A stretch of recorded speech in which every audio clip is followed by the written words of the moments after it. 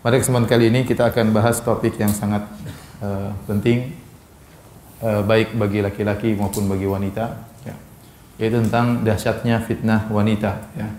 At-tahdhir min fitnatin nisa, yaitu peringatan tentang fitnah wanita. Dan pembahasan ini dengan judul fitnah wanita, ya, sudah diingatkan oleh para ulama sejak dahulu berdasarkan hadis-hadis Nabi sallallahu alaihi wasallam. Di antaranya contohnya dalam Sunan Ibnu Majah yang wafat pada tahun 273 Hijriah. Dalam sunannya dia membawakan sebuah bab judulnya Bab Fitnatin Nisa, bab tentang fitnah para wanita. Kemudian dia sebutkan 6 hadis tentang fitnah wanita. Kemudian diikuti oleh Al-Imam At-Tirmidzi yang wafat pada tahun 279 Hijriah. Dalam Sunan Tirmidzi membawakan sebuah bab judulnya Bab ma jaa fi tahdhir fitnatin nisa, bab tentang hadis-hadis yang memperingatkan akan bahayanya fitnah wanita. Kemudian juga Al-Baihaqi, ya, dalam sunannya juga membawakan bab judulnya Bab ma yuttaqa min fitnatin nisa, yaitu bab tentang apa yang harus dihindari, ya, dari fitnah wanita. Demikian juga para ulama yang lain seperti Abdul Razzaq As-San'ani dalam musannafnya juga membawa bab fitnatin nisa, bab tentang fitnah wanita.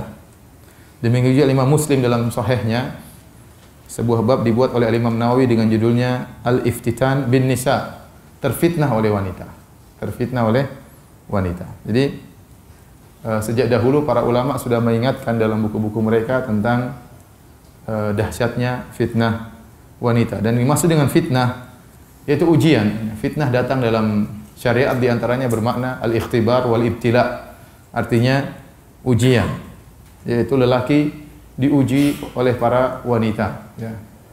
Lelaki diuji oleh para wanita sehingga bisa menjerumuskan para lelaki ke dalam perkara-perkara yang diharamkan oleh Allah Subhanahu wa taala. Nanti akan kita jelaskan bahwasanya fitnah wanita terhadap para lelaki dari dua sisi, ya. Sisi dari pertama adalah menjerumuskan mereka dalam perkara-perkara yang haram.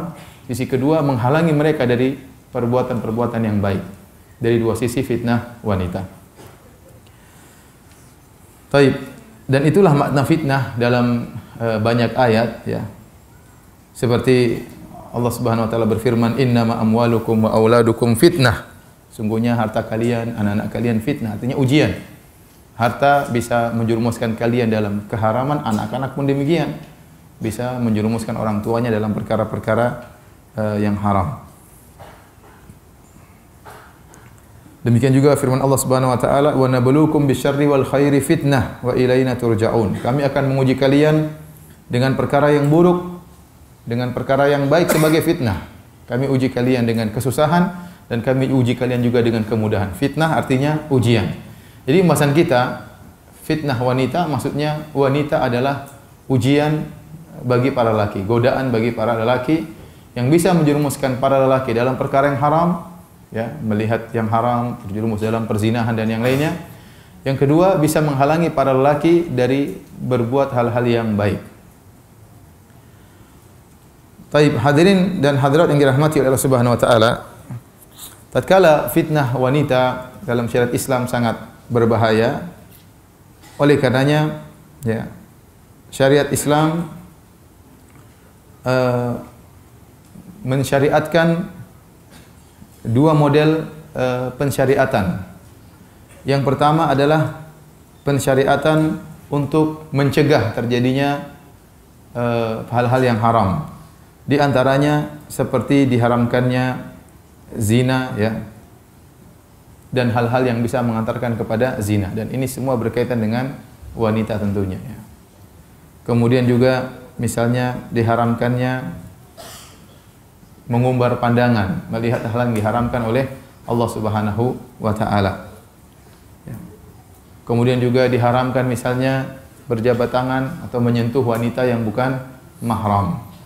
Ini semuanya dalam rangka pencegahan. Demikian juga wanita dilarang untuk keluar dalam kondisi terbuka auratnya, dalam rangka juga mencegah fitnah wanita. Demikian juga wanita dilarang untuk mendayu-dayukan suaranya, Kata Allah, "Fala takhdha'na bil qaul fayatma'a alladhi fi qalbihi marad." Janganlah kalian merendahkan suara kalian, mendayu-dayukan suara, karena suara kalau diindah-indahkan, suara wanita bisa menimbulkan fitnah. Kemudian juga disunnahkan bagi wanita untuk menutup wajah mereka, dengan ijma' ulama disunnahkan. Adapun masalah wajib atau tidak masalah khilaf, tapi semua ulama setuju bahwasanya dianjurkan bagi wanita untuk menutup wajah mereka. Kemudian syariat yang kedua, jadi yang pertama pencegahan, ya, pencegahan agar tidak terjerumus dalam fitnah wanita. Ya. Dilarang juga misalnya ikhtilat, bercampur antara lelaki dengan wanita, karena itu sumber ya terpacunya fitnah wanita. Dan syariat yang kedua adalah syariat dalam rangka untuk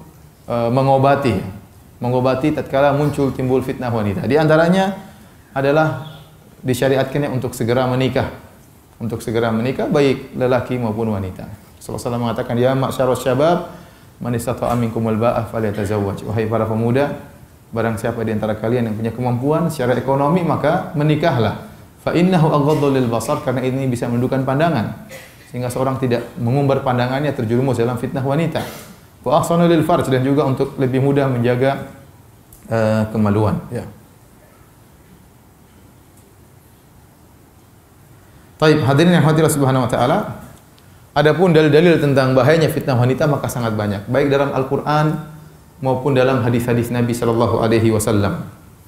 Di antara dalil dari Al-Quran tentang bahayanya fitnah wanita, dalam surat Ali Imran Allah berfirman, "Zuyyina lin-nasi hubbus syahawati minan nisa'i wal banina wal qanatiril muqantarati minadh dhahabi wal fiddati wal khailil musawwamati wal an'ami wal harth. Dzalika mata'ul hayatid dunya wallahu 'indahu husnul ma'ab." Kata Allah Subhanahu wa taala, diindahkan ya bagi manusia, dihiasi bagi manusia itu, bagi para lelaki, hubbus syahwat, yaitu perkara-perkara yang berkaitan dengan syahwat. Jadi ada perkara-perkara yang indah dalam syahwat para lelaki. Yang pertama Allah sebutkan minan nisa, wanita. Kemudian wal banin, kemudian anak-anak. Kemudian al-qanatir al-muqantar, harta yang berlimpah ruah berupa emas dan perak. Al-khailul musawwamah, kuda-kuda pilihan, binatang ternak, kemudian sawah ladang. Ini semua adalah mata'ul hayatid dunya. Ini adalah semua perhiasan dunia. Allah sebutkan beberapa hal yang bisa ya disukai oleh para laki. Allah sebutkan wanita, kemudian anak-anak juga disenangi oleh para laki, ya. Mereka senang dengan anak mereka sehingga bekerja setengah mati demi untuk buah hati mereka, untuk mencari harta, emas dan perak, kendaraan, kuda pilihan, kalau sekarang kita bilang mobil mewah dan macam-macamnya, ya, sawah ladang. Tetapi yang pertama kali disebutkan oleh Allah Subhanahu wa taala adalah wanita sebelum yang lainnya.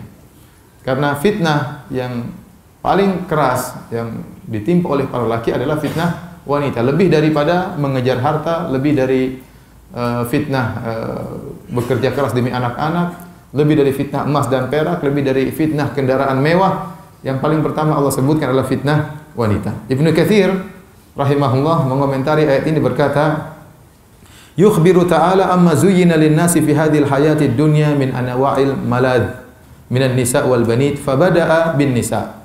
Dalam ayat ini Allah Subhanahu wa taala mengabarkan kepada kita tentang perkara-perkara yang dijadikan indah di pandangan para lelaki dalam kehidupan dunia ini berupa kelezatan-kelezatan wanita, anak-anak dan yang lainnya. Fabada'a bin nisa, maka Allah mulai dengan menyebutkan fitnah wanita, para wanita. Li'annal fitnata bihinna asyad, karena fitnah dengan wanita adalah fitnah yang paling berat. Kama thabata fi sahih, sebagaimana dalam hadis yang sahih, anna sallallahu alaihi wasallam qala, bahwasanya Rasulullah SAW bersabda, "Ma taraktu ba'di fitnatan adharra 'ala rijal minan nisa." Aku tidak pernah meninggalkan fitnah yang paling berbahaya menimpa para lelaki seperti fitnah wanita. Jadi fitnah wanita adalah fitnah yang pertama, ya.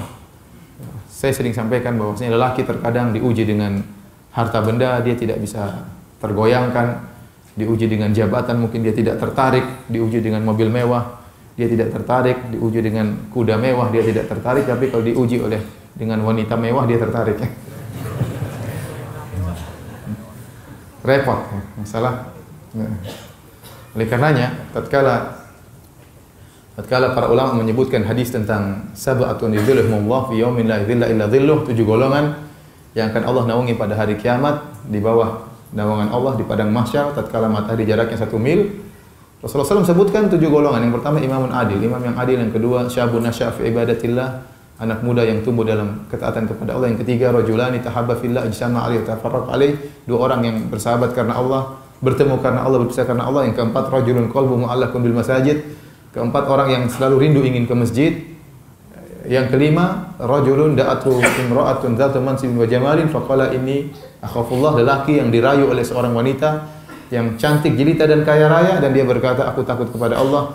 Yang keenam rajulun tasaddaqa bi yamini fa akhfaha hatta la ta'lama shimaluhu ma tunfiqu yaminuhu, seorang yang berinfak dengan tangan kanannya kemudian dia sembunyikan sampai-sampai tangan kirinya tidak tahu apa yang diinfakkan oleh tangan kanannya. Dan yang ketujuh rajulun dzakarallaha khalian fadat ainah, seorang yang berzikir kepada Allah sendirian kemudian dia pun menangis. Ini 7 orang semua hebat.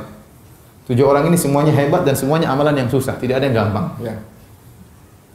Namun para ulama khilaf, di antara 7 orang ini yang paling hebat yang mana? Sebagian ulama berpendapat yang paling hebat adalah yang pertama, imamun adil. Imam yang adil adalah lelaki yang paling hebat di antara 7 orang ini. Kenapa? Karena ujiannya yang paling berat. Namanya seorang pemimpin, dia lebih cenderung bisa mendolimi bawahannya dan dia bisa cenderung untuk mengambil harta untuk dia ambil sendiri untuk demi kepentingan pribadinya. Tetapi ternyata dia adil. Ujiannya sangat berat karena untuk memperkaya diri sangat mudah, untuk mendolimi orang juga sangat mudah, tapi semuanya dia tinggalkan. Ini sebagian ulama berpendapat yang paling hebat di antara 7 golongan ini adalah imam yang adil. Sebagian ulama berpendapat yang paling hebat di antara 7 golongan ini adalah yang nomor 5. Rajulun da'atu imra'atun dzatu mansibin wa jamalin faqala inni akhafullah, seorang laki yang dirayu oleh seorang wanita yang cantik dan dzatu mansib. Dzatu mansib itu memiliki kedudukan. Kalau memiliki kedudukan itu dia pasti martabatnya tinggi dan pasti kaya raya. Dan dia berkata aku takut kepada Allah Subhanahu wa taala.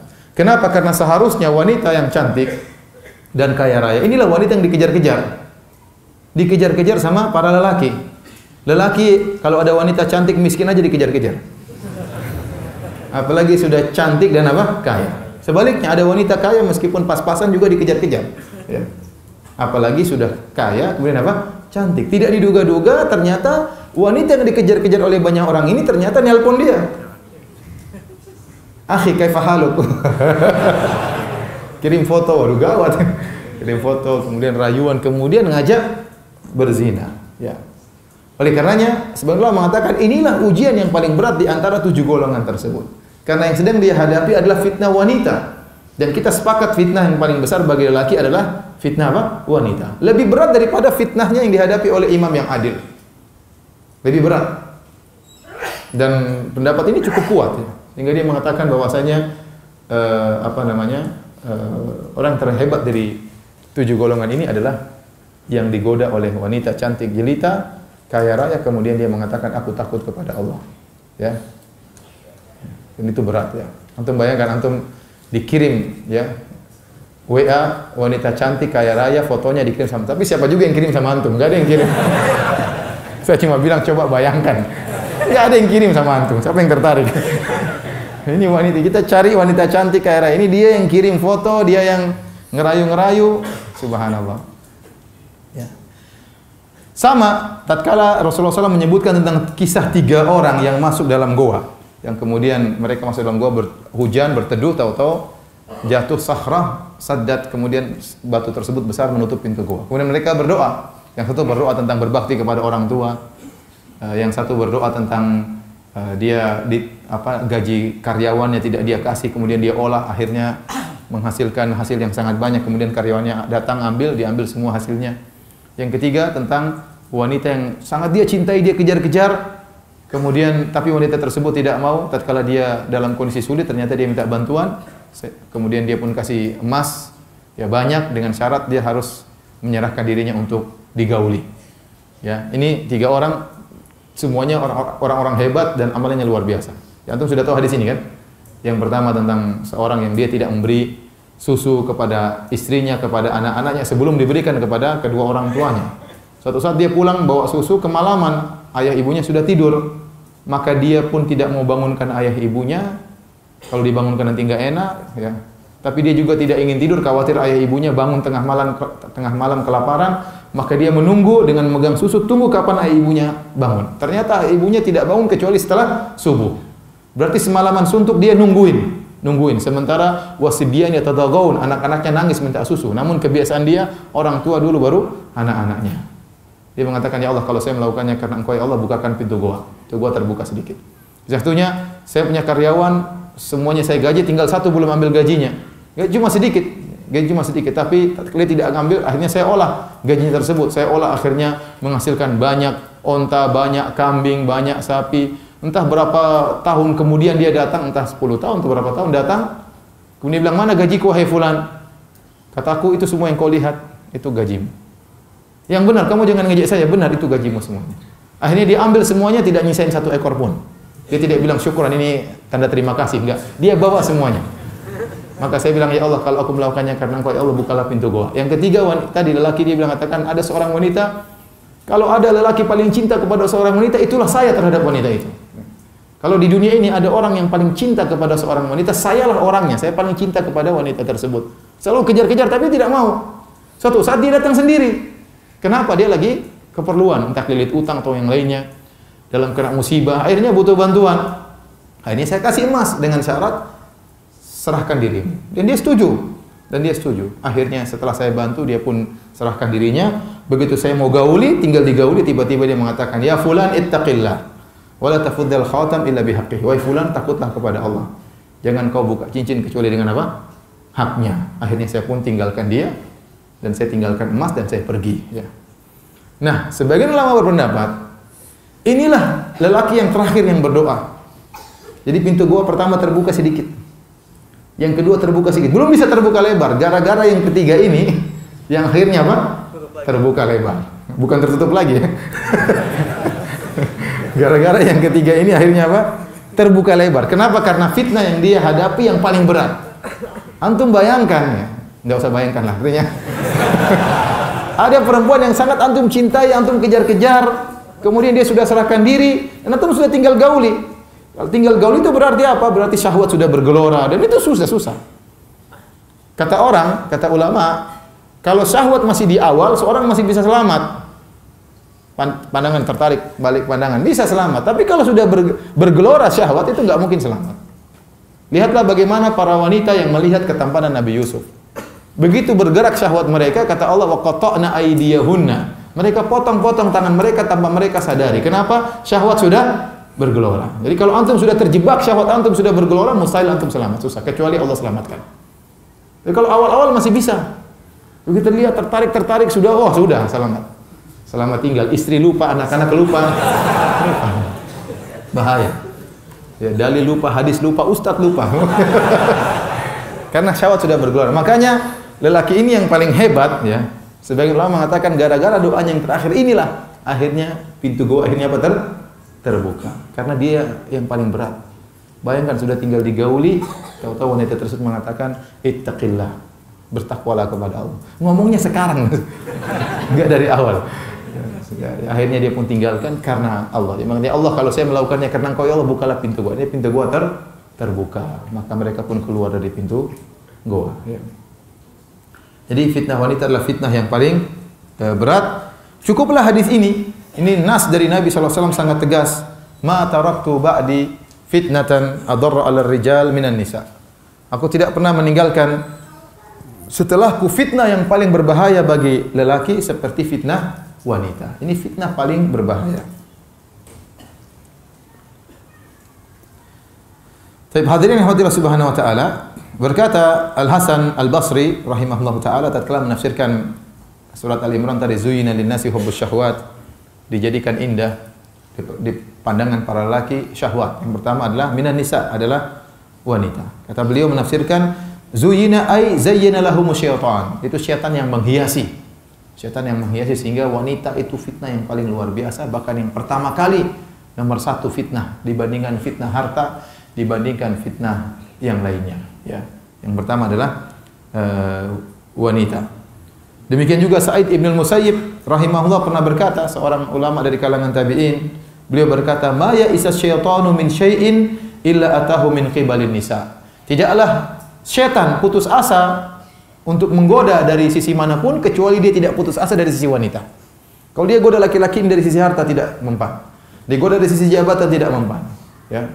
Dari sisi apapun tidak mempan, maka akan digoda dari sisi apa? Wanita. Perhatikan perkataan yang indah kata Sayyid Ibnu Musayyib, "Ma ya'isa syaitanu min syai'in illa atahu min qibalin nisa." Ya, setan kalau berputus asa pada suatu perkara, dia tidak putus asa dengan menggoda dengan menggunakan wanita. Karena betapa banyak orang yang tidak bisa bergeming digoda dengan yang lainnya, ya, mau harta dia tidak peduli, dia tidak korupsi, jabatan tidak dia pedulikan, ya. Tapi begitu digoda dengan wanita, maka dia pun tersungkur.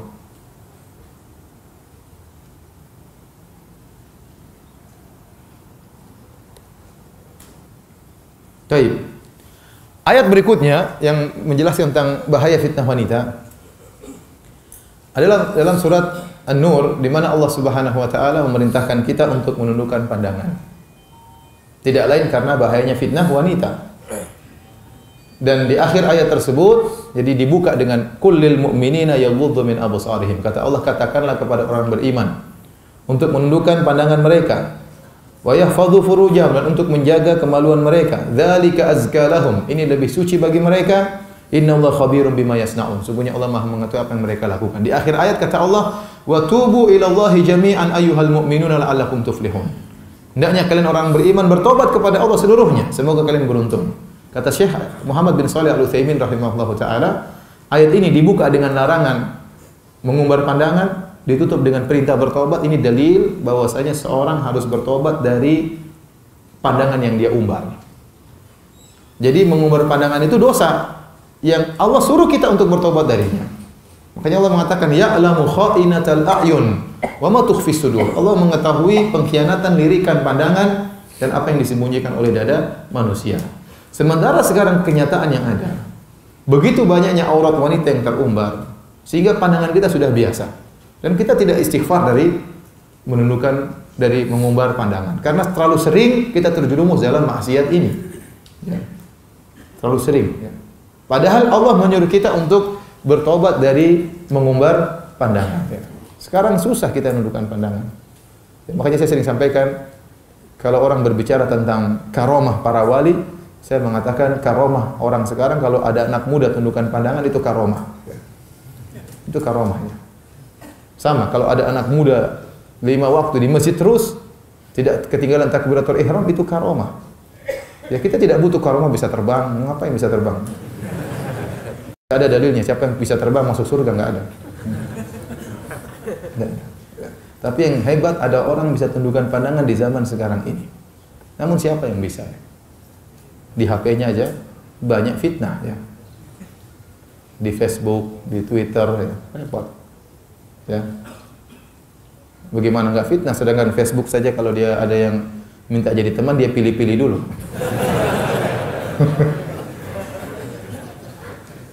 Dia pilih-pilih dulu. Allah musta'an. Jadi demikianlah ya. Allah menyuruh kita untuk menundukkan pandangan karena fitnah wanita. Ibnu Qayyim rahimahullah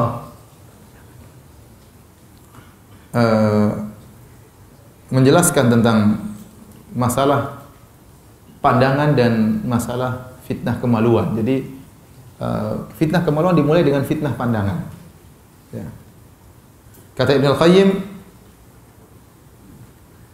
wa hifdzuha aslu hifdzil farj.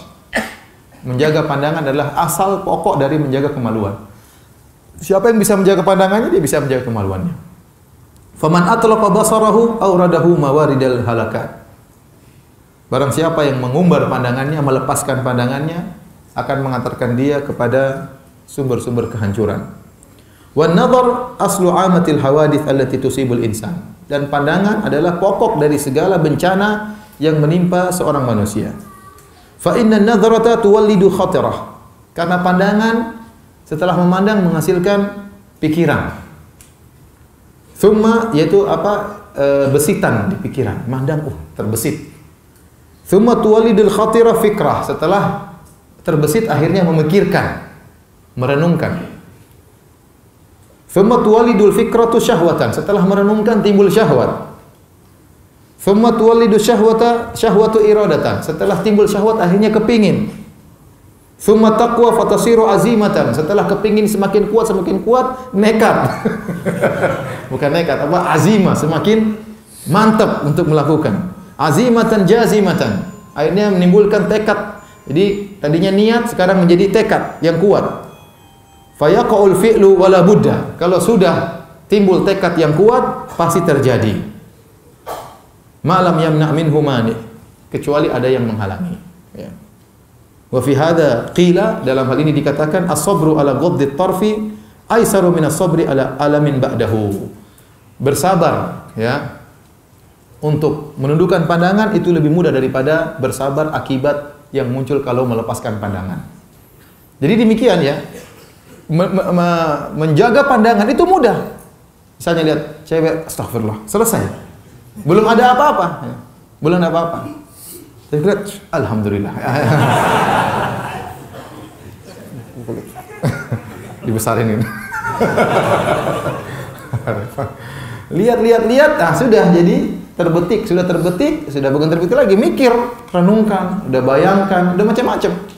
Kalau cuma lihat pertama kan makanya disuruh kita tundukkan pandangan. Kata Nabi SAW, lakal ula wa laysat lakas tsaniyah. Bagimu pandangan pertama dan haram bagimu pandangan kedua. Waktu Fadl Ibn Abbas radhiyallahu anhu berhaji bersama Nabi SAW, tiba-tiba dia melihat seorang wanita yang cantik tatkala sedang berhaji. Maka Rasulullah SAW memegang kepalanya, di balik kepalanya oleh Nabi SAW. Ya. Ya. Karena pandangan pertama masih ringan. Kalau Anda berhasil menundukkan pandangan, pasti ada tersisa tapi cepat hilang. Ya, cepat hilang. Tapi kalau Anda sudah mulai melihat, melirik, apalagi melotot, sudah. Selesai. Pasti akan jadi terbesik, kemudian terbetik, kemudian jadi pikiran, jadi perenungan, terus keinginan terus syahwat, akhirnya tekad akhirnya nekat. Nah, sebagaimana penjelasan Ibnu Qayyim. Kalau sudah sampai Anda merenungkan sudah susah. Sudah susah untuk menundukkan lagi, sudah terlanjur. Kuncinya yang pertama, mau lanjutkan atau tidak. Kalau melanjutkan sudah Anda akan terjebak. Kalau sejak awal Anda sudah palingkan sudah selesai. Mudah bagi Anda untuk menghindar. Makanya saya katakan tadi, syahwat untuk di awal kali insya Allah semua lelaki bisa menghindar. Tetapi kalau dia teruskan, dia tidak akan bisa menghindar. Setan akan bisiki dia, lihat lagi. Tadi belum jelas. Belum jelas. Ayo ngeliat lagi kedua kali, tiga kali, selesai. Padahal Allah menyuruh kita untuk menundukkan pandangan dan Allah suruh bertobat dari pandangan haram yang kita umbar. Dan Allah mengatakan ya'lamu kha'inatal a'yun. Allah mengetahui ya, pengkhianatan lirikan mata. Setiap yang kita lihat dicatat oleh Allah Subhanahu wa taala, dicatat oleh malaikat. Dan pasti akan diungkapkan oleh Allah pada hari kiamat kalau kita tidak bertobat kepada Allah Subhanahu wa taala. Makanya di akhir ayat kata Allah Subhanahu wa taala, "Innallaha khabirum bima yasnaun." Kata Allah, "Qulil mu'minina yaghuddu absarahum." Katakanlah kepada kaum mukminin yaghuddu min absarihim, agar mereka menundukkan pandangan mereka. Di akhir ayat, "Innallaha khabirum bima yasnaun." Sungguhnya Allah mengetahui apa yang mereka lakukan. Dan kalimat khabir, ya, sebagian ulama mengatakan khabir itu diungkapkan oleh Allah pada perkara-perkara yang pelik, yang terkadang tidak diketahui oleh orang lain. Dan benar, seorang tatkala mengumbar pandangannya, mungkin ngelirik cewek, ngelirik siapa, mungkin teman duduknya nggak tahu, tapi Allah tahu. Allah tahu, ngelirik, cantik juga ya. Dalam hati Allah tahu, Allah catat lirikannya, Allah catat kata hatinya. Ya. Jadi seorang berusaha minta tolong kepada Allah agar dimudahkan menundukkan pandangan. Dan zaman sekarang sangat sulit, ya, sangat sulit menundukkan pandangannya. Berat, ya. Semuanya berat. Ya. Kalau sudah masalah syahwat wanita, semuanya sama saja. Ya. Mau ustadz nggak ustadz sama saja. Ya. Mau jenggotan nggak jenggotan sama saja. Ya. Berat, ya, berat. Kemudian di antara ayat yang menunjukkan bahaya fitnah wanita dalam surat At-Taubah, Allah Subhanahu wa taala menjelaskan tatkala Rasulullah SAW memerintahkan para sahabat untuk berperang dalam perang Tabuk. Perang Tabuk itu adalah perang di daerah Tabuk yang jaraknya sekitar 750 km, 800 km dari kota Madinah. Dan itu musim panas. Dan di sana musuh sangat banyak dan musuh yang akan dihadapi adalah orang-orang Romawi, Orang Romawi itu orang bule. Orang apa? Orang bule. Pirang, berambut pirang, cantik jelita. Kata Allah Subhanahu wa taala, "Wa minhum may yaqulu dzalli wa la taftinni. Ala fil fitnati saqatu wa inna jahannama la muhitatun bil kafirin." Allah menceritakan tentang orang-orang munafik yang tidak mau perang. Mereka menyebutkan dalil-dalil supaya tidak bisa ikut perang. Di antaranya kata Allah, "Wa minhum may yaqulu dzalli wa minhum may yaqulu dzalli wa la taftinni." Di antara orang munafik ada yang berkata, "Ya Rasulullah, izinkanlah aku untuk tidak ikut perang. Wala taftinni, jangan kau buat aku terfitnah." Maksudnya apa? Kata Al-Baghawi, nazalat fi Jadd bin Qaisin al-Munafiq. Ayat ini turun kepada seorang munafik yang bernama Jadd ibn Qais. Ya, kenapa tatkala Nabi SAW menyuruh untuk perang Tabuk, ya, untuk melawan orang-orang Romawi, orang-orang bule, ya, maka dia berkata, "Ya Rasulullah, laqad arafa qaumi anni rajulun mughramun bin nisa." Ya Rasulullah, kaumku sudah tahu saya ini laki yang paling tidak sabar dengan wanita. Saya ini gila wanita. Ya, bukan cuma kamu saja. Kata dia, "Anni mughramun bin nisa." Saya ini laki yang gila terhadap para wanita. "Wa inni akhsha in ra'aitu banati Banil Asfar la an la asbir alaihinna." Saya takut kalau saya pergi ke Tabuk nanti lihat cewek-cewek pirang-pirang bule-bule, saya tidak sabar ya Rasulullah. Saya takut terfitnah dengan wanita-wanita Romawi yang putih-putih. "Idzan li fil qu'ud wa la taftinni bihinna wa inuka bimali." Kalau gitu izinkan saya tidak bisa ikut perang. Jangan kau buat aku terfitnah dengan wanita-wanita tersebut, ya, dan aku akan bantu engkau dengan hartaku. Maka kata Nabi SAW, "Adzintu laka," saya izinkan, subhanallah. Jadi dia beralasan takut terfitnah sama wanita. Dan Nabi tahu fitnah wanita itu bahaya. Maka Nabi menganggap ini uzur yang besar. Ya. Dia tidak bilang saya sakit kakiku pincang, enggak. Cuma bilang apa? Saya takut terfitnah wanita. Kata Nabi, sudah kalau gitu jangan pergi. Akhirnya Allah bongkar, kata Allah itu hanya kebohongan. Hanya kebohongan. Tapi maksud saya, di sini dia berdalil, beralasan supaya tidak ikut perang, alasannya takut terfitnah dengan apa? Wanita. Nabi terima enggak alasannya? Nabi terima. Karena Nabi tahu fitnah wanita itu berat. Nabi tidak ingin dia terfitnah dengan wanita. Ya. Ya. Jadi dia tidak berani pergi ke Romawi gara-gara takut fitnah apa? Wanita. Ya. Padahal dia tidak mau ikut karena kemunafikan. Makanya Allah membantah setelah itu, kata Allah Subhanahu wa taala, "Ala fil fitnati saqatu." Mereka orang munafik telah terjerumus dalam fitnah, masuk dalam kesyirikan, dalam kekufuran. "Wa inna jahannama la muhitatun bil kafirin." Dan neraka jahanam akan meliputi orang-orang kafir, di antaranya Jadd bin Qais ini yang berdalih untuk meninggalkan perang gara-gara takut fitnah wanita. Taib. Di antara ayat yang menjelaskan tentang fitnah wanita dalam surat Al-A'raf, kata Allah Subhanahu wa taala, "Ya bani Adam, la yaftinannakumus syaitanu kama akhraja abawaykum minal jannah, yanzi'u anhuma libasahuma liyuriyahuma sawatihima. Innahu yarakum huwa qabiluhu min haitsu la tarawunahum." Kata Allah Subhanahu wa taala, "Wahai anak-anak Adam, jangan sampai kalian terfitnah oleh syaitan sebagaimana syaitan telah berhasil mengeluarkan kedua orang tua kalian dari surga, yaitu Adam dan Hawa. Yanzi'u anhuma libasahuma liyuriyahuma sawatihima." Syaitan telah berhasil melepas pakaian mereka berdua untuk memperlihatkan kepada mereka aurat mereka. Innahu yarakum huwa qabiluhu min haitsu la tarawnahum. Sungguhnya syaitan dan pengikutnya melihat kalian dari sisi kalian tidak bisa melihat mereka. Di sini kalau antum baca buku tafsir, Allah mengingatkan kepada Bani Adam tentang musuh yang dari dulu sudah ada, yaitu syaitan. Dan permusuhan antara syaitan dengan manusia sejak dahulu, sejak zaman Nabi Adam alaihissalam.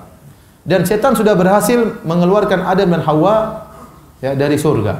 Dan di antara tujuan syaitan, kata Allah, "Yanzi'u anhuma libasahuma liyuriyahuma sawatihima." Syaitan ingin melepas pakaian Adam dan Hawa untuk menunjukkan, menampakkan aurat mereka. Jadi antara tujuan setan adalah membuka aurat wanita. Di antara tujuan setan adalah membuka aurat wanita. Dan itu yang terjadi zaman sekarang. Wanita membuka auratnya sedikit demi sedikit, kelihatannya ini, kelihatan kelihatan akhirnya. Sampai sekarang akhirnya timbul ya cara berpikir orang yang ya terbuka auratnya sedikit-sedikit, makin orang yang mutahadzirah, yaitu wanita yang modern, Adapun wanita yang tutupan sana sini adalah imra'atun mutakhallifah, perempuan yang mundur, tidak ngerti, ketinggalan zaman. Yang itu yang terjadi. Itu yang terjadi di zaman sekarang. Orang pakai jilbab kuno, nggak ngerti kemajuan, tidak pandai bergaul. Setan menghiasi demikian, sehingga orang akhirnya buka aurat sana, buka aurat sini. Ya. Bahwasanya kehidupan Eropa itu kehidupan yang maju. Ya, mereka hidup dengan terbuka aurat mereka, diikuti oleh wanita-wanita muslimah. Ya. Terbuka ini dan tersingkap ini dan itunya. Ya. Waliyadzubillah. Ya. Jadi program setan berhasil. Ya. Padahal kita tahu namanya telanjang itu adalah primitif, itu tidak? Ya. Kalau orang-orang Barat bilang dahulu manusia berasal dari monyet. Monyet dulu nggak pakai baju kan? Jangankan baju, celana dalam aja nggak pakai, apalagi baju. Nggak ada yang dipakai sama monyet. Kemudian mulai pakai celana dalam, mulai pakai ini, mulai pakai celana. Baju belum nih, belakangan baju. Apalagi kaos dalam, belakangan. Kemudian nanti sudah pintar jadi manusia, mulai ganteng baru pakai baju. Ini dalil bahwasanya telanjang itu primitif. Sedangkan menutup aurat adalah kemodernisasi. Sekarang mau dibalik telanjang itu kemajuan. Sementara pakai jilbab ya, itu adalah primitif. Namun propaganda ini laris. Ya, alhamdulillah, makanya kita harus dakwah, harus menyampaikan ilmu ya di tengah-tengah ya apa namanya gelora syahwat sekarang luar biasa.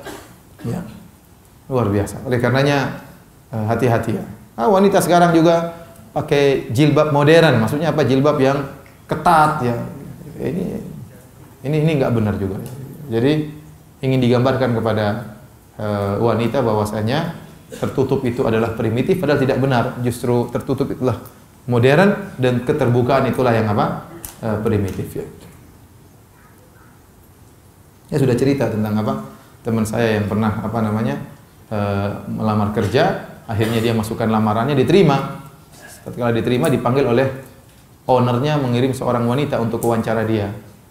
Wanita ini tatkala wawancara teman saya kelihatan sedikit buah dadanya, ya, entah sedikit banyak saya kurang tahu. Pokoknya kelihatan sebagian. Kemudian kelihatan roknya di atas mata lutut ya. Bukan di atas mata kaki ya. Akhirnya kemudian dia pun tanya sama teman saya, dia bilang secara umum bos sudah setuju, cuma saya ingin tahu Bapak ini Islamnya Islam apa? Kok jenggotan, kemudian cingkrangan, ini Islam apa Pak? Nah, teman saya emosi, ibunya yang Islamnya mana? Mana dalam Al-Quran, lihatkanlah buah dadamu. Lihatkanlah pahamu, dalam Al-Quran di mana Bu? Nggak ada ibu ini Islamnya apa? Ya, emosi, akhirnya nggak diterima. Jadi orang yang berjilbab rapi dituduh Islamnya Islam apa? Buka-bukaan nggak ngerti Islam ngawur. Jadi begitulah ya, propaganda setan berhasil karena di antara tujuan setan adalah terbuka aurat. Sehingga timbul dalam diri wanita dia bangga kalau auratnya terbuka. Ya. Dan inilah menimpa sebagian lelaki, dayuth yang sudah kehilangan rasa cemburu, bangga kalau istrinya dilihat cantik oleh orang lain. Bangga kalau lelaki lain bisa melihat kecantikan istrinya, putihnya istrinya, seksi tubuh istrinya, dia bangga ya, karena dia sudah terkena propaganda setan. Ya. Karena antara tujuan setan terbuka aurat. Ini sejak awal. Ya. Yanzi'u anhuma libasahuma liyuriyahuma sau'atihima. Setan membuka pakaian mereka berdua untuk menampakkan kepada mereka berdua aurat mereka berdua. Taib. Kita sudah selesai dari ayat-ayat, sekarang kita baca hadis-hadis yang berkaitan dengan masalah ini tentang fitnah wanita. Hadis pertama tadi sudah kita singgung. Ya, ma taraktu ba'di fitnatan adarra 'alal rijal minan nisa. Aku tidak pernah meninggalkan fitnah yang paling berbahaya bagi laki-laki seperti fitnah wanita. Ini nas tegas bahwasanya fitnah paling besar bagi laki adalah fitnah apa? Wanita. Melebihi fitnah yang lain, fitnah kedudukan, fitnah harta, fitnah mobil mewah, ya, fitnah sawah ladang, fitnah emas dan perak, itu semua belakangan. Yang paling pertama adalah fitnah wanita. Ya. Ini fitnah yang paling besar. Kemudian juga Rasulullah SAW bersabda, ya,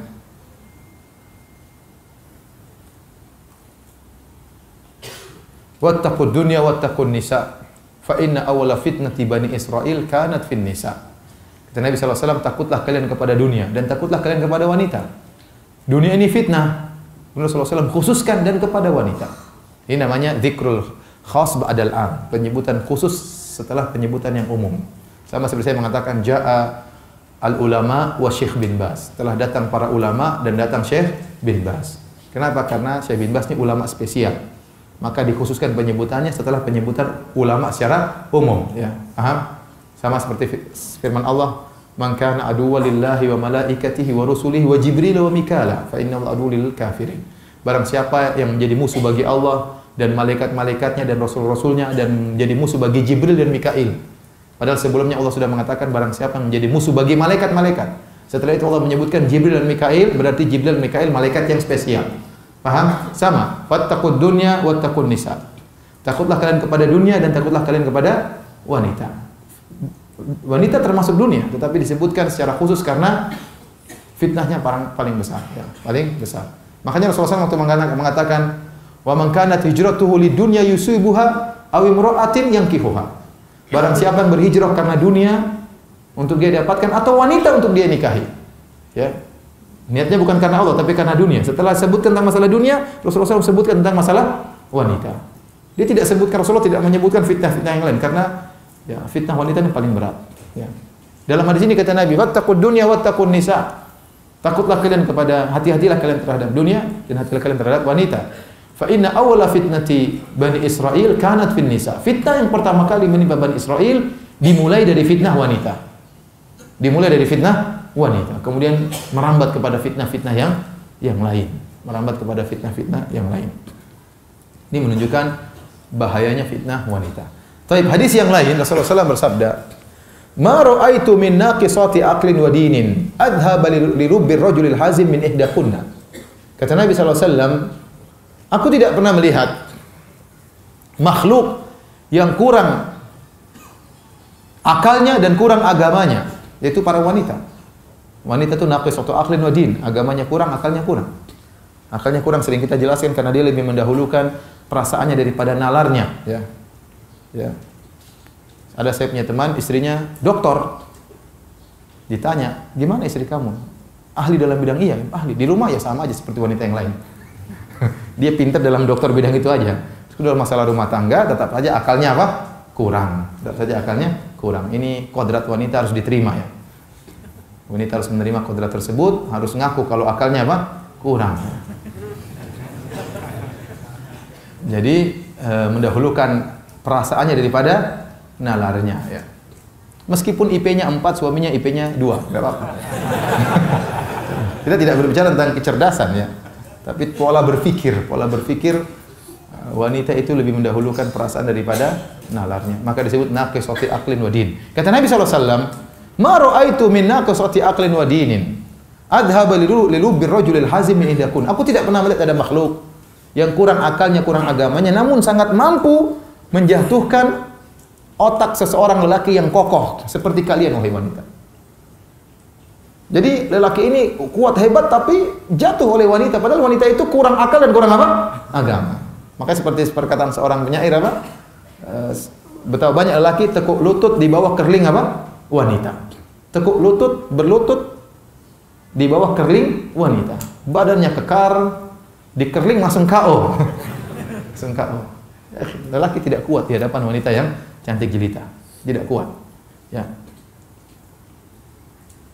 Dia tidak kuasa untuk melawan fitnah wanita, karena begitulah Allah memberikan, ya, syahwat dalam dirinya yang dia bisa berhadapan dengan yang lain. Tapi kalau untuk wanita dia tidak kuat, dia tidak bisa bertahan kecuali kabur. Antum tidak bisa bertahan, Nabi Yusuf aja tidak bisa bertahan. Nabi Yusuf kabur atau tidak? Kabur, apalagi ente tidak kabur. Ente sejak awal udah KO. Nabi Yusuf sebelum KO dia kabur, bahkan Nabi Yusuf berdoa, ya, Rabbi sijinu ahabbu ilayya mimma yad'unani ilaih wa illa tasrif anni kaidahunna asbu ilaihinna wa aku minal jahilin. Kata Nabi Yusuf, ya Allah, penjara lebih aku sukai daripada rayuan mereka. Kalau kau tidak palingkan aku dari tipu daya mereka, aku akan condong kepada mereka, kata Nabi Yusuf. Asbu ilaihin. Itu Nabi Yusuf alaihissalam yang tidak pernah nakal sama sekali. Dari kecil bertakwa kepada Allah. Di hadapan fitnah wanita, dia tidak mampu. Jadi untuk wanita tidak bisa, kita tidak bisa menang, pasti kalah. Pasti kalah. Oleh karenanya harus kabur sebelum kalah. Harus kabur sebelum kalah. Antum jangan bilang saya kuat. Enggak ada kuat-kuat, nanti pasti KO suatu saat. Enggak ada. Pasti KO. Ikhwan, terlalu banyak fitnah kita dengar, ikhwan. Bukan cuma orang awam, orang ngaji juga. Banyak fitnah. Mau hafal Quran, enggak hafal Quran terfitnah, sama saja. Karena antum bayangkan Nabi Yusuf saja kabur, apalagi saya sudah hafal Quran, enggak ada hubungannya. Jenggot saya sudah panjang, enggak ada hubungannya. Lulusan Madinah, enggak ada hubungannya. Enggak ada hubungannya, fitnah wanita lain. Ya, kalau syubhat iya. Orang hafal Quran, belajar dia bisa bantah syubhat. Syubhat bisa dibantah, orang pintar bisa bantah. Kalau syahwat enggak bisa. Khusus syahwat wanita, siapapun akan tersungkur. Rasulullah telah menjelaskan tentang bahaya fitnah wanita. Ya. Sering terjadi, saya berapa kali dengar kasus terjadi suami sama istrinya, kemudian adiknya atau ponakannya tinggal bersama dia tinggal, akhirnya terjadi fitnah. Terjadi apa? Fitnah, zina antara istrinya dengan kakaknya atau dengan adiknya atau dengan ponakannya atau dengan sepupunya, terjadi, sering terjadi. Sering terjadi. Karena ada yang menghias, yaitu syaitan. La yakhwanna rajulu bimra'atin illa kana syaitan thalithahuma. Tidaklah laki dan wanita berduaan kecuali syaitan akan hadir untuk menggerakkan syahwat agar syahwat bergelora. Jadi kata Nabi SAW, aku tidak pernah melihat makhluk wanita yang kurang akal dan agamanya tapi sangat mampu menjatuhkan lelaki yang cerdas, yang kokoh, jatuh di hadapan wanita. Kenapa? Karena lelaki tidak kuat kalau di hadapan fitnah wanita. Oleh karenanya Allah berfirman di antara tafsiran satu ayat, Allah berfirman, wa khuliqal insanu dha'ifa. Wa khuliqal insanu dha'ifa. Sungguhnya manusia itu diciptakan dalam kondisi lemah. Khuliqal insanu dha'ifa secara bahasa artinya dan manusia diciptakan dalam kondisi lemah. Sebagian salaf menafsirkan artinya apa? Lelaki lemah di hadapan wanita. Lelaki lemah di hadapan wanita. Saya bacakan perkataan Sufyan Ats-Tsauri. Beliau berkata, perhatikan, perkataan yang sangat indah. Beliau berkata tentang tafsir ayat ini, wa khuliqal insanu dha'ifa. Lelaki diciptakan lemah. Kata beliau, al-mar'atu tamurru birrajul fala yamliku nafsahu anin nadhari ilaiha. Seorang wanita lewat di hadapan seorang lelaki. Ini wanita lewat. Dan sang lelaki tidak kuasa untuk menundukkan pandangannya. Fa nadhara ilaihi. Kemudian pun lihat perempuan tersebut. Penasaran. Dia tundukkan enggak bisa, dia terang. Enggak kuasa, dia enggak kuat untuk menundukkan pandangan. Kuat. Akhirnya dia lihat. Kemudian kata Sufyan Ats-Tsauri, wala yantafi'u biha. Fa ayyu syai'in adhafu min hadha. Kemudian sudah lihat, dia tidak bisa mengambil manfaat sama sekali. Apalagi yang lebih lemah daripada ini. Maksudnya gimana? Ada cewek lihat kita, cantik, terus ngapain? Ya sudah cantik aja terus lewat begitu saja punya orang. Apa ini enggak lemah? Ini namanya bahlul seperti ini. Nanti melihat sesuatu yang cantik, jadi lihat seperti lihat kue enak tapi enggak bisa dimakan. Iya, seperti itu. Itu kan menyiksa diri, kan tidak? Menyiksa diri. Kok enak, enak. Punya orang. Terus gimana? Kata Sufyan Ats-Tsauri, fa ayyu syai'in adhafu min hadza. Mana lagi yang lebih lemah daripada ini? Tidak kuasa untuk melihat cewek tersebut, harus melihat. Kalah dia. Sudah lihat, tidak bisa ambil manfaat. Masya Allah cantik. Sudah selesai, terus apa? Terus apa? Miller doang. Selesai. Kata Tawus ibnu Kaisan al-Yamani rahimahullah ta'ala, dia mengatakan tentang tafsir ayat ini, dhaifan fi amrin nisa laisa yakunul insanu fi syai'in adhafu minhu fin nisa, yaitu lelaki lemah dalam perkara wanita. Dan lelaki tidak ada yang lemah dalam suatu perkara apapun seperti lemahnya di hadapan wanita.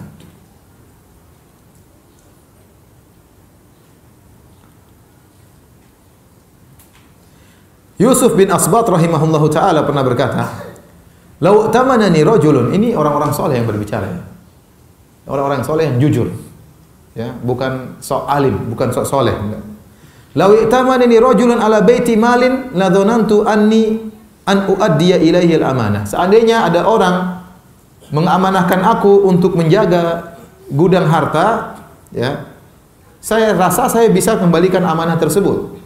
Wali wa'tamanani ala zinjiyatin an akhluwa ma'aha sa'atan wahidatan ma'tamantu nafsi 'alaiha. Tapi kalau saya diserahkan untuk menjaga seorang wanita, zanjiyah itu seorang wanita dari Sudan, itu berkulit hitam. Saya berdoa dengan dia, saya merasa tidak aman. Jangankan kulit putih, ini kulit hitam, berdua di kamar, disuruh nunggu seminggu, saya merasa tidak aman. Apalagi yang berkulit apa? Putih misalnya. Ya, kalau masalah harta saya bisa, tapi suruh berduaan dengan wanita, ini yang bicara orang soleh. Saya tidak merasa bisa aman, bisa menunaikan amanah tersebut. Ya, karena setan hadir dan setan bisa menggoda kapan saja. Ya.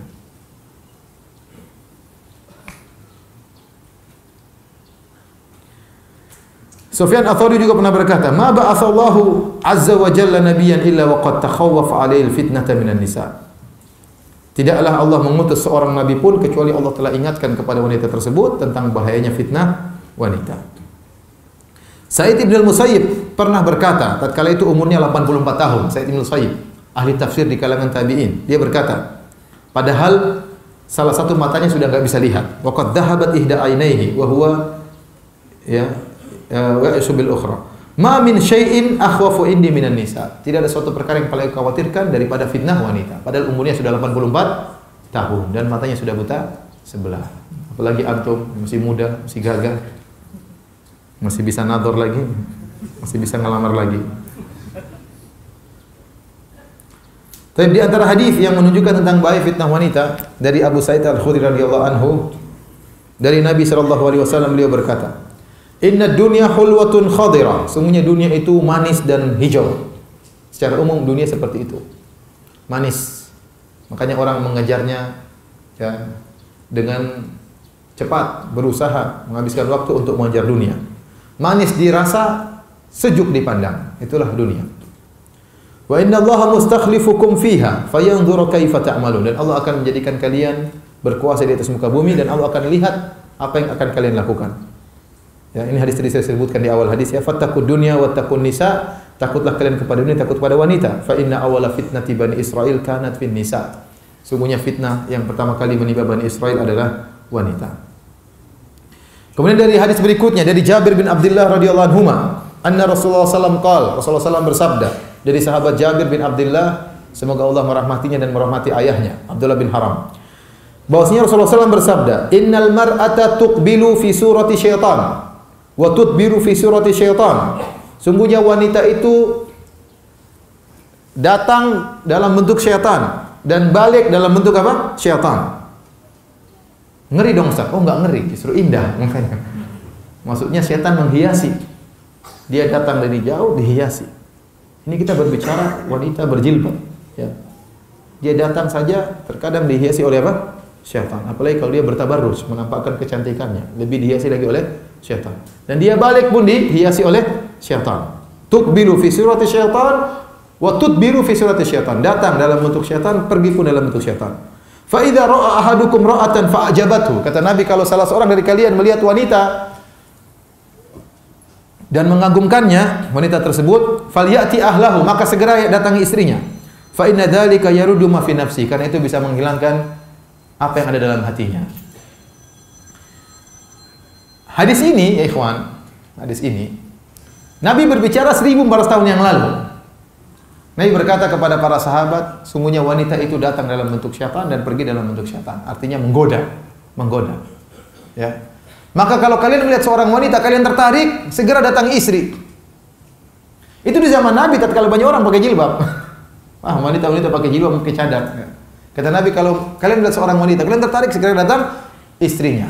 Karena hal itu bisa menghilangkan apa yang ada di hatinya. Mungkin tergerak syahwatnya, maka dia bisa lampiaskan sama istrinya. Apalagi zaman sekarang ya. Di mana sudah terbuka. Ya. Kalau salah seorang melihat wanita yang membuat dia tertarik, semuanya menarik. Sekarang semuanya menarik. Ya. Semuanya menarik. Sekarang kita kemana semua orang buka aurat, mengerikan. Oleh karena ini peringatan kepada para wanita. Kalau tiba-tiba suaminya kepingin, segera layani. Karena suaminya baru melihat suatu pemandangan indah. Harus segera dia layani. Untuk menghilangkan apa yang ada dalam jiwanya. Ya, kalau syahwatnya tidak tersalurkan, jadi bahaya, jadi penyakit. Tidak tersalurkan jadi penyakit, mikir macam-macam. Ya, jadi penyaluran yang tidak jelas, yang haram nantinya. Maka segera kalau suaminya tiba-tiba datang, segera layani. Rasulullah SAW yang suruh. Fa idza ra'a ahadukum rama'at imra'atan fa ajabathu, kalau salah seorang kalian melihat wanita kemudian membuat dia tertarik, falyati ahlahu, makanannya datang istrinya. Berarti langsung fa di situ menunjukkan segera. Dalam bahasa Arab, fa itu menunjukkan apa? Segera. Menunjukkan ta'qib bila tarahi, yaitu menunjukkan urutan tapi tanpa ada jarak waktu. Segera. Ini menunjukkan kita harus segera menghilangkan penyakit dalam hati kita tersebut. Melihat cewek cantik segera datangi istri. Menunda-nunda lagi kapan ya? Segera. Dan istri harus siap segera melayani, membantu suaminya menjalankan hadis ini. Karena Nabi yang suruh untuk segera mendatangi apa? Istrinya. Ya. Untuk bayangkan sekarang suami kerja di kantor, wanita-wanita yang kerja bersamanya di kantor pasti berhias dengan cantik-cantiknya. Nggak ada wanita baru bangun tidur langsung pergi ke kantor, nggak ada. Dia pasti setengah jam di depan cermin, kemudian ini rapi-rapi, karena dia akan dipandang, dia tahu. Dia akan jadi sorotan, maka dia akan berhias dengan cantik-cantiknya. Kemudian sampai di kantor, suami kita ketemu dengan wanita-wanita seperti itu, ya. Semuanya berhias cantik-cantiknya. Dia pasti tertarik, ya. Dia laki-laki. Dia laki-laki, ya. Dia punya syahwat. Ya. Dia pulang, ya istri berusaha untuk juga berpenampilan apa? Cantik. Ya. Jangan sampai di kantor melihat wanita, masya Allah bening-bening, kemudian cantik-cantik, ya, indah-indah, mempesona, sampai di rumah kacau balau, ya. Bawa pesing, bawa bawang, ya. Baju perang, robek sana, robek sini. Ya. Jangan, kasihan suami Anda. Dia ingin mengamalkan hadis ini, ya. Mengamalkan hadis ini, ya. Ya. Maka ini menunjukkan fitnah wanita yang luar biasa. Tuqbilu ala surati syaitan, datang dalam bentuk syaitan, pergi, lihat dari depan seperti syaitan, lihat dari belakang juga seperti apa? Syaitan. Mengerikan. Dan wanita di seluruh tubuhnya bisa menimbulkan syahwat. Seluruh tubuhnya bisa menimbulkan apa? Syahwat. Antum laki-laki ngerti lah, ya. Benar atau tidak? Ya. Kukunya aja bisa bikin syahwat. Semuanya, matanya bisa menimbulkan syahwat. Pipinya bisa menimbulkan apa? Syahwat. Bibirnya bisa menghayalkan macam-macam. Tangannya saja bisa menghayalkan apa? Semuanya bisa menimbulkan syahwat. Kakinya, betisnya, semuanya. Ya. Semuanya, bentuk tubuhnya tertutup, bentuk tubuhnya bisa menimbulkan apa? Syahwat. Makanya para ulama mengatakan baju yang syari yang gombrang, karena kalau terbentuk bisa menimbulkan apa? Syahwat. Lekukan tubuhnya bisa menimbulkan apa? Syahwat. Semuanya. Ya. Kukunya juga mungkin menimbulkan apa? Syahwat. Ya, kukunya kalau dihiaskan bisa menimbulkan syahwat. Ya. Oleh karenanya ibu-ibu harus ngerti akan hal ini. Ya. Mungkin tidak seperti ibu-ibu terhadap lelaki. Ibu-ibu mungkin syahwat tidak begitu cepat seperti lelaki melihat wanita. Ya. Penelitian menunjukkan demikian. Ya. Wanita bisa berkorban syahwatnya kalau melihat hal-hal tertentu. Tidak sekedar melihat badan, tidak sekedar melihat lengan, kemudian bergejolak syahwatnya. Lelaki tidak demikian. Laki-laki syahwat bisa bergejolak dengan sebab kecil. Ya. Oleh karena Nabi mengatakan, kalau kalian lihat seorang wanita, kalian pun tertarik, maka segera datang istri kalian. Nabi yang suruh. Pakai huruf fa lagi, fal ya'ti ahlahu, segera datang. Jangan tunda-tunda. Ya. Kalau sampai di rumah, maka istrinya harus melayani. Harus melayani. Dan sekarang untuk melihat cewek cantik tidak perlu keluar rumah. Suaminya lagi pegang HP, lihat Twitter, lihat cewek di situ, mengapa? Ya sudah. Datang istrinya. Istri, saya mau minta dilayani. Aduh, Pak, saya lagi zikir pagi petang. Dan ini kenyataan. Bukan saya, ya, bukan saya.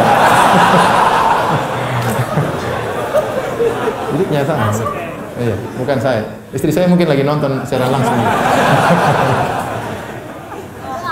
Jadi ada kenyataan seperti itu. Ya, diajak bergaul, istrinya mau zikir pagi petang, 1 juz belum selesai. Oh, 1 juz itu lama, nungguin 1 juz itu lama.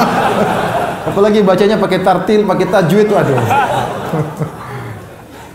Ya, Rasulullah suruh datang istrinya cepat, ya itu bisa ditunda. Itu bisa ditunda. Bisa ditunda. Baik, kita bacakan hadis berikutnya. Ini semua hadis tentang fitnah wanita. Kata Nabi SAW, al-mar'atu auratun, fa idza kharajat istashrafa syaitan.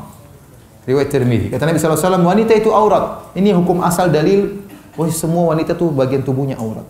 Seperti saya menguatkan apa yang saya katakan tadi. Lelaki syahwatnya bisa tergerak dengan bagian apapun dari apa? Wanita. Kakinya bisa ini, tangannya bisa, lentik jarinya bisa, alisnya saja bisa menimbulkan apa? Syahwat, bibirnya, pipinya, hidungnya, bibirnya, apalagi dagunya, ya. Jidatnya aja bisa.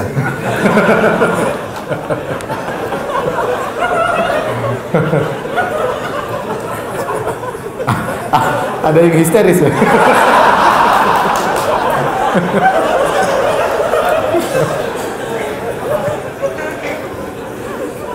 Ini kita bicara jujur, ibu-ibu harus tahu. Ibu harus tahu. Ya, kita bicara sebagai kaum lelaki. Rasulullah mengatakan innal mar'ata auratun. Sungguhnya wanita itu aurat, seluruh tubuhnya aurat, kecuali yang dikecualikan oleh syariat. Wajahnya, tangannya, tapi selainnya adalah aurat. Maka kata Nabi SAW, fa idza kharajat istashrafa syaitan. Kalau dia keluar dari rumahnya, istashrafa syaitan. Istishraf itu dalam bahasa Arab begini, dilirik, diintai oleh apa? Syaitan. Syaitan nunggu dia keluar supaya apa? Untuk dihiasi oleh syaitan. Begitu dia keluar dari rumahnya, langsung syaitan menggoda. Menggoda sang wanita supaya berpenampilan oke, menggoda dalam bisikan lelaki untuk membayang-bayangkan wanita tersebut. Dia melihat wanita pakai jilbab, coba bayangkan dalamnya kayak apa. Dibuat menghayal oleh syaitan. Ya. Kenapa? Karena syaitan sudah mengintai wanita tersebut untuk dijadikan jeratan syaitan, untuk menjerat para lelaki.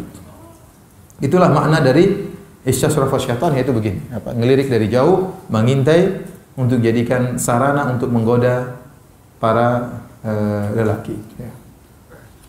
Dan ada syaitan jenis jin, ada juga syaitan dari kalangan manusia. Wanita keluar dilirik betul oleh laki-laki yang lainnya. Manusia, syaitan manusia. Dua-duanya berbahaya. Syaitan manusia maupun syaitan dari golongan jin. Baik, kita bacakan hadis berikutnya. Dan ini peringatan bagi para wanita. Kata Nabi SAW, sayakunu fi akhiri ummati nisa'un kasiyatun ariyatun. Akan ada di akhir umatku, di akhir zaman dari umatku, nisa'un kasiyat, wanita-wanita yang berpakaian ariyat tapi telanjang. Ala ru'usihinna ka'asnimatil bukhti, di atas kepala mereka seperti ada punuk-punuk unta. Il'anuhunna fa innahunna mal'unat. Laknatilah wanita-wanita tersebut, sungguhnya mereka wanita-wanita terlaknat. Dalam hadis yang lain, la yadkhulnal jannata wa la yajidna rihaha. Mereka wanita-wanita ini tidak akan masuk surga dan mereka tidak akan mencium bau surga. Wa inna rihaha la tujadu min masirati kada wa kada. Dan sungguhnya bau surga itu padahal bisa tercium dari jarak sekian dan sekian.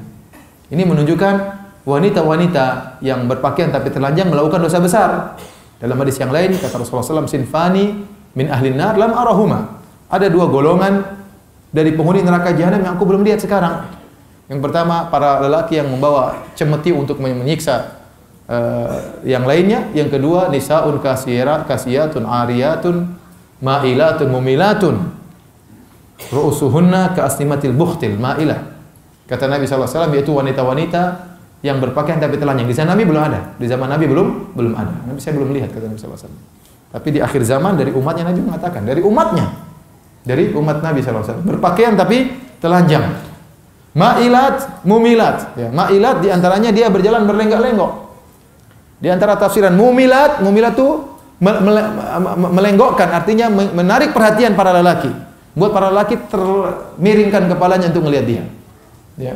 Kenapa penampilannya menarik perhatian? Ru'usuhunna ka'asnimatil bukht. Makanya rambut kepalanya seperti punuk onta. Sebagian ulama mengatakan punuk onta ini hanya sekedar istilahnya simbol bahwasanya dia memakai sesuatu yang menarik perhatian. Ya. Bisa jadi dia nggak pakai punuk onta tapi dia pakai kupu-kupu di sini. Orang lihat semua. Ya, macam-macam. Jadi pokoknya menarik perhatian. Pokoknya menarik apa? Perhatian. Entah bajunya berwarna-warni, terlalu banyak warnanya sehingga tidak wajar, tidak seperti yang lainnya.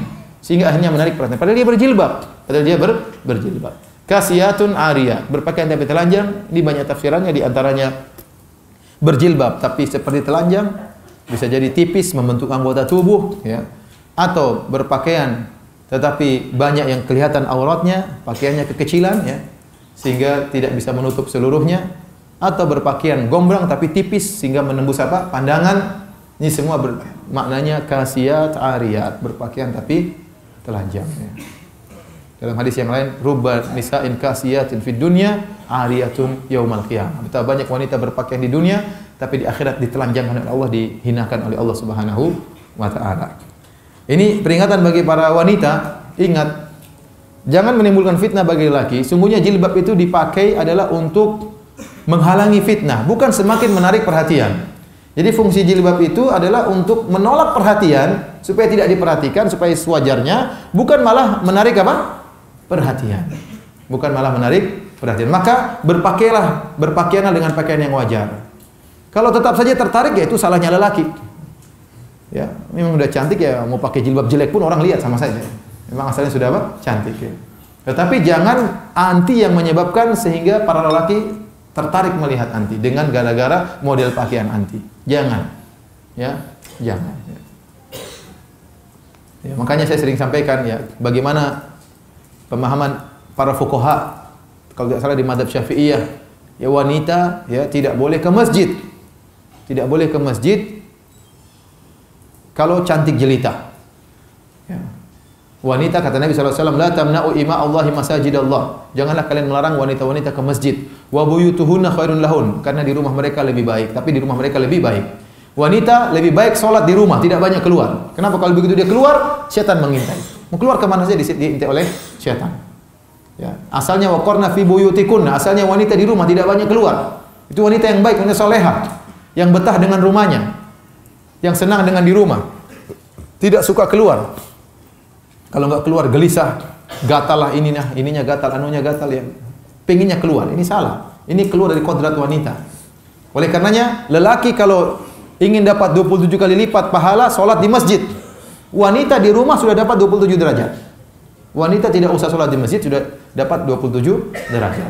Namun kalau dia ingin ke masjid, boleh, kata para ulama, boleh. Tetapi tidak boleh berhias, tidak boleh pakai minyak wangi, tidak boleh menarik perhatian. Kemudian para ulama mengatakan wanita yang terkenal cantik tidak boleh ke masjid. Wanita yang terkenal cantik tidak boleh apa? Ke masjid. Kenapa? Bisa menggoda para lelaki. Ya. Makanya wanita lihat diri. Kalau dia kelihatan cantik, suami bilang kamu cantik sekali, ya sudah, kamu jangan ke masjid. Kalau pas-pasan tidak apa-apa. Baik, hadirin hadirat subhanahu wa ta'ala ya. Jadi seorang wanita ketika pakai jilbab jangan menarik perhatian. Jangan menarik perhatian. Jilbab yang wajar ya. Kalau warna pun yang wajar seperti di Indonesia yang warna atas beda, warna bawah tidak jadi masalah. Tapi kalau warna-warni merah, kuning, hijau di langit yang biru, itu repot. Nah, itu menarik perhatian ya. Ada bunga sedikit sini mungkin tidak, tapi kalau bunganya banyak, bunga mawar di belakang, bunga inilah itu menarik perhatian. Yang wajar-wajar saja, yang wajar-wajar. Selama itu wajar tidak mengapa. Tapi kalau sudah enggak wajar menarik perhatian, maka ini dilarang karena bisa menarik perhatian lelaki. Taib. Hadirin dan hadirat yang dirahmati Allah Subhanahu wa taala ya. Oleh karenanya wanita kalau sudah keluar dari rumah diintai oleh syaitan dan akan dihiasi oleh syaitan, dan syaitan sudah berjanji akan hal ini.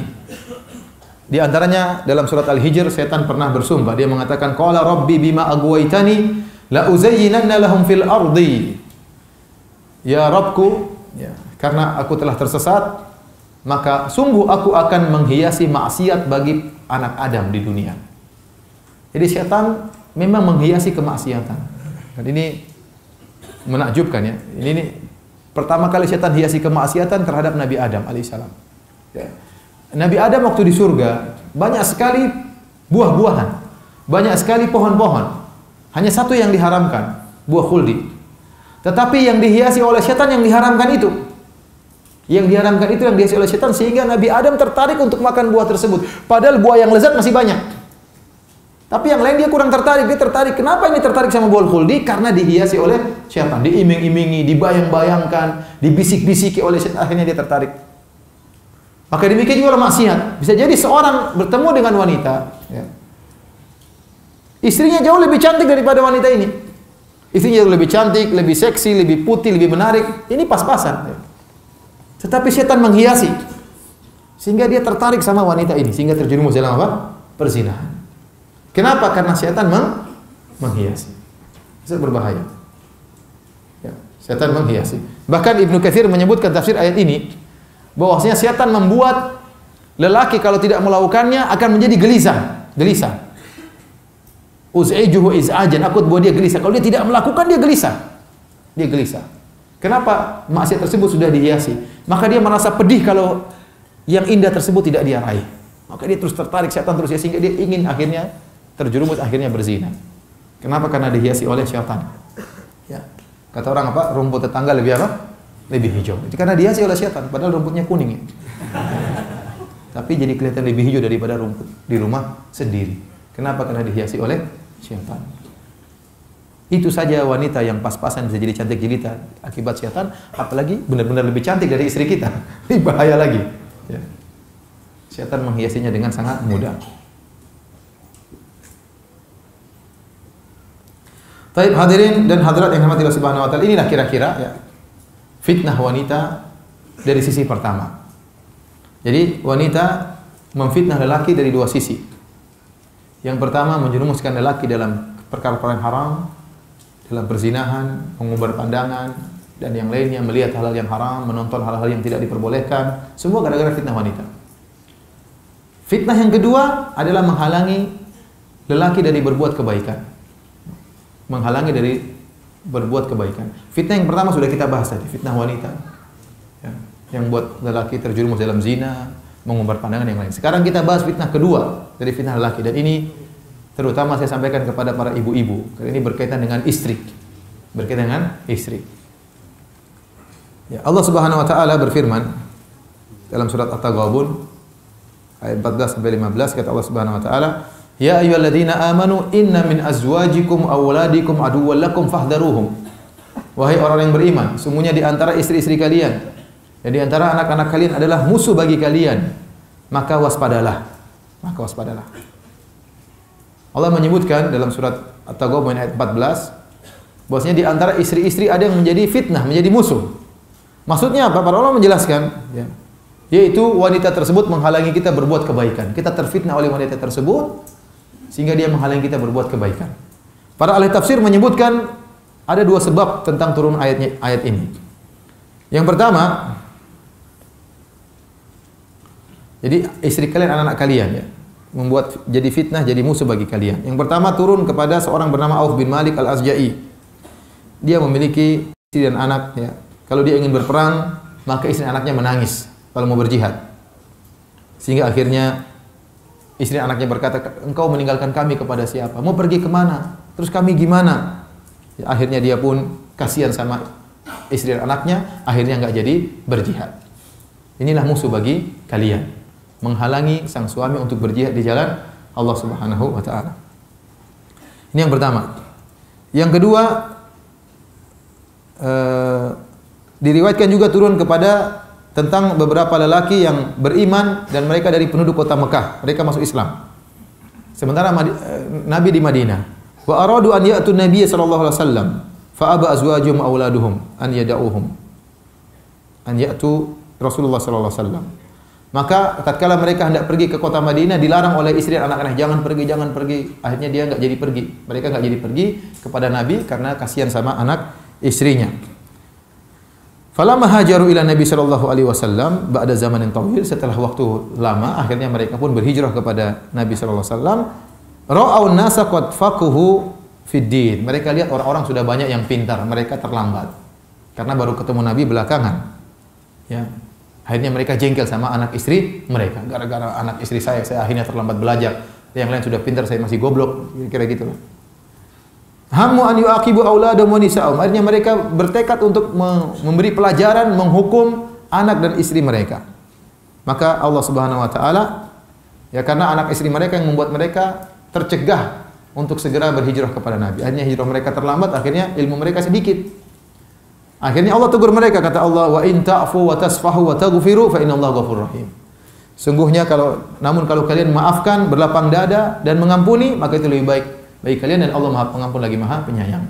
Jadi ayat ini menjelaskan, ya ayyuhalladzina amanu inna min azwajikum auladikum aduwwan lakum fahdharuhum. Wahai orang beriman, sungguhnya sebagian istri kalian, sebagian anak kalian adalah musuh bagi kalian.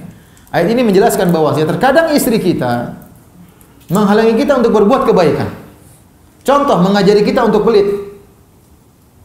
Kita bersedekah, jangan dulu. Bangun rumah dulu baru bersedekah. Akhirnya enggak jadi bersedekah. Ya. Rumah belum jadi, sedekah enggak jadi, terus mati. Ya. Begitu ya.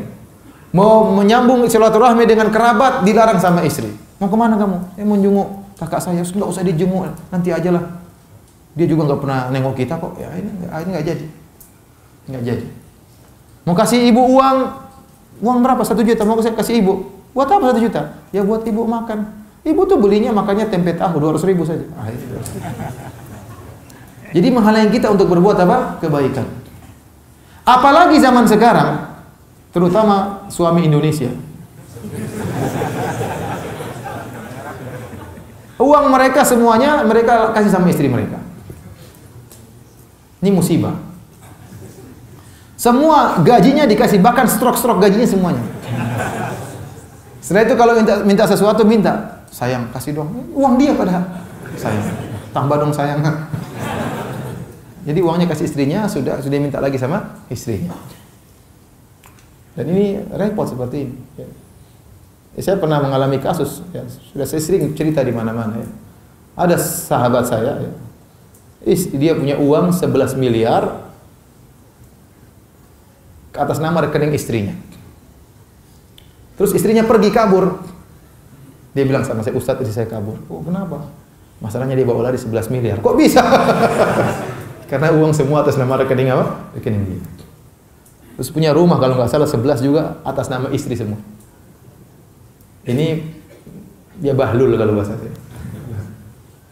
Ya akhi, ente cinta sama istri, bukan begitu caranya. Kecuali kalau istri ente orang yang soleha. Kemudian dia tahu Anda harus berbakti sama ibu, berbakti sama bapak, harus menyambung silaturahmi, harus bersedekah sehingga dia malah dukung. Tapi itu jarang. Iya ibu, benar jarang atau banyak? Sebagian wanita, wali'adzubillah ya, mau hartanya semuanya dia yang kuasai, tidak sepeser pun Anda berikan kepada kerabat Anda, harus buat kerabat dia. Kalau buat bapak dia, buat ibu dia, buat kakak dia, buat adik dia, begitu semangat. Tapi kalau Anda ambil untuk kakak Anda, oh nanti dulu. Ya. Dia tidak akan ridho kecuali hartanya semua dia yang apa? Yang pegang. Walan tardo angkal yahudu walan nasara. Tidak akan ridho Yahudi dan Nasrani hatta tattabi'a millatakum, sampai kalian mengikuti apa? Agama mereka. Sebagian wanita tidak akan ridho sampai hartanya semua dia yang pegang. Ya billah ya. Oleh karenanya inilah nasib laki-laki Indonesia. Saking baiknya. Teman-teman saya di Arab Saudi tidak ada yang begitu. Tidak ada yang begitu. Istrinya tidak ada pegang duit dia. Pokoknya dikasih makan, belikan baju, belikan emas, belikan mobil, selesai. Dengan demikian dia bisa kawin lagi. Kalau antum semua duit kasih istri, mustahil kawin lagi. Maaf ibu-ibu ya, ini sekedar intermezzo.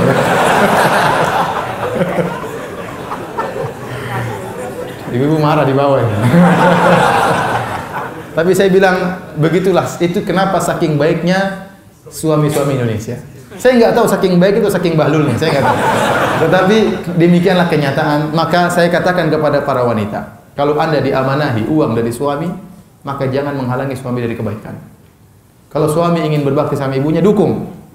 Suami terkadang boros, maka saatnya kita mengatur. Jangan boros mas, utang belum bayar, ini belum bayar. Tapi jangan ngajari dia pelit. Jangan ngajari dia apa? Pelit. Hidup cuma sebentar. Hidup cuma sebentar. Ya. Harta datang dan pergi. Ente keluarkan akan datang lagi. Ente simpan-simpan ya, harta datang dan pergi. Jangan khawatir. Jadi jangan sampai istri kita memfitnah kita sehingga kita tidak berbakti sama orang tua kita. Kita pun demikian. Kalau kita berbakti sama ayah dan ibu kita, kita bantu istri kita untuk berbakti kepada ayah dan ibunya. Saatnya kita kasih buat istri kita untuk berbuat baik kepada kerabatnya. Demikian. Ya, sehingga dia pun senang tatkala diserahkan uang, ya dia bisa bantu keluarganya, bisa bantu juga keluarga kita. Namun banyak kejadian kalau sudah suami hartanya dikasih istrinya yang menguasai, akhirnya dia lebih banyak membantu kerabat istrinya daripada kerabatnya sendiri. Benar atau tidak? Benar. Oleh karena itu tidak boleh seperti itu. Ini namanya menghalangi seorang dari kebaikan. Inilah fitnah tersendiri.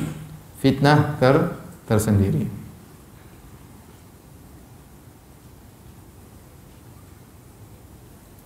Namun jika seorang laki diberi rezeki istri yang solehah, masya Allah, ya, istri yang solehah, yang mendukung dia untuk bersedekah, mendukung dia untuk menuntut ilmu, menegur dia kalau dia malah sholat berjamaah, dibangunkan, ayo mas sholat berjamaah, ini luar biasa. Ini bukan musuh kalian, tapi apa? Sahabat kalian. Sahabat kalian. Nah kita berdoa semoga Allah menganugerahkan kepada kita istri-istri yang Solehah. Ya. Kalau sekarang belum solehah, jadikan solehah. Sehingga tidak perlu istri lain yang solehah. Yang sekarang kalau belum solehah, semoga dijadikan apa? Solehah. Taib, hadirin dan hadirat yang dirahmati Allah Subhanahu wa taala. Saya bacakan perkataan Ibnu Qayyim rahimahullahu taala, ya. Tatkala berbicara tentang hadis, dunya mataun wa khairu mata'id dunya al-mar'atu salihah. Dunia itu perhiasan dan sebaik-baik perhiasan dunia adalah istri yang salihah, ya. Bukan musuh Anda tapi teman Anda. Kata beliau, fa kullu ladzatin a'anat ala ladzatid daril akhirah fa hiya mahbubatun mardiyatun li rabbi ta'ala. Setiap kelezatan yang membantu meraih kelezatan di akhirat, maka itu dicintai dan diridhoi oleh Allah Subhanahu wa taala. Fa sahibuha yaltadzu biha min wajhain. Maka pemilik kelezatan ini merasakan kelezatan dari dua sisi. Min wijhatin tanaumihi wa qurrati ainihi biha wa min jihati isaliha lahu ila mardati rabbih. Ya. Wa ifdha'iha ila ladzatin akmala minha. Dari sisi dia merasakan kelezatan tersebut di dunia, dan kelezatan tersebut ternyata mengantarkan dia kepada kelezatan yang lebih sempurna. Fahiya hiya ladzatul lati yanbaghi lil aqil an yas'a fi tahsiliha. Inilah kelezatan yang seorang berakal harusnya berusaha untuk meraihnya. Ya, di antaranya kelezatan istri yang solehah. Maka Anda harus berusaha mendidik istri supaya istri jadi solehah. Kalau istri solehah, Anda merasakan kebahagiaan di dunia sebelum kebahagiaan di akhirat. Kelezatan di dunia sebelum kelezatan di akhirat. Istri solehah lah yang kemudian akan membantu kita untuk bertakwa kepada Allah Subhanahu wa taala. Ya. Tapi demikian saja para hadirin dan hadirat yang dirahmati Allah Subhanahu wa taala. Apa yang kita sampaikan pada kesempatan pagi hari ini tentang fitnah wanita. Semoga Allah menjaga kita dan menjauhkan kita dari fitnah wanita.